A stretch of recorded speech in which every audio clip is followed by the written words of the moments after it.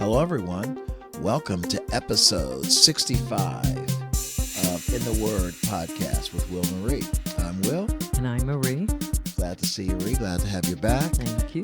Marie was, of course, off on assignment during our last episode or so, and glad to have her back.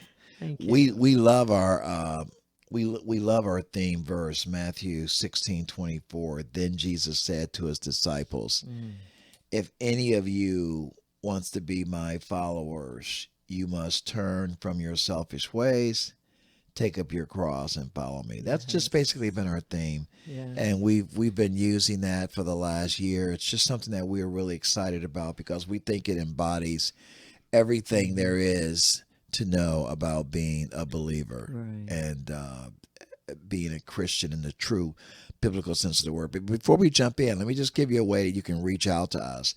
You can send us email at inthewordpodcast@gmail.com. That's inthewordpodcast@gmail.com. We would love to hear from you. Send us your questions. Send us your very nice, warm, complimentary comments. No negativity. Just kidding. We just love to hear from you. Yep, absolutely. We're always trying to improve. Absolutely. Exactly. Absolutely. Yeah. So, Marie, what's been on your heart?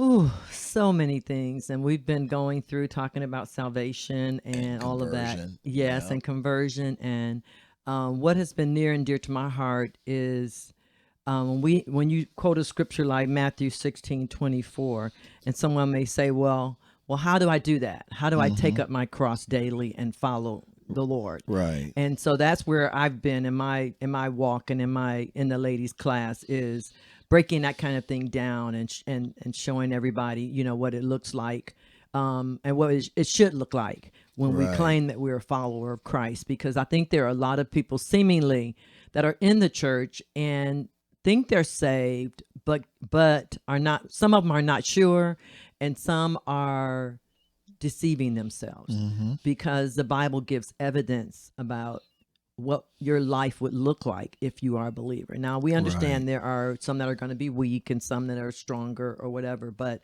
there's still some clear scriptures that is evidence to us whether we're really in the faith or not. Right. So that's where, I was looking at some things. You and I talked before about continuance. Right. If we continue in the faith. Right. If we continue in the faith, then you are my disciples. I think that's what John 8:31 or one of those scriptures. I think it's John 8.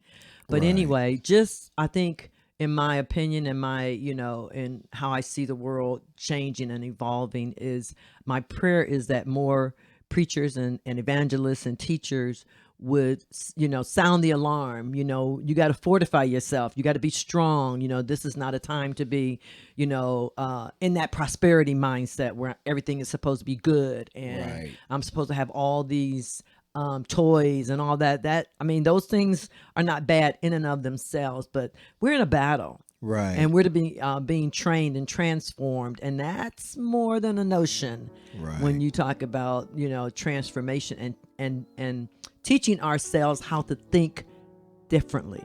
Right. In spite of what we hear the world saying and what, they are saying and doing and all of that. As believers, I believe we're to stand out and not necessarily what, we've always thought, our clothes and all that, which is probably part of it, but in the way we think.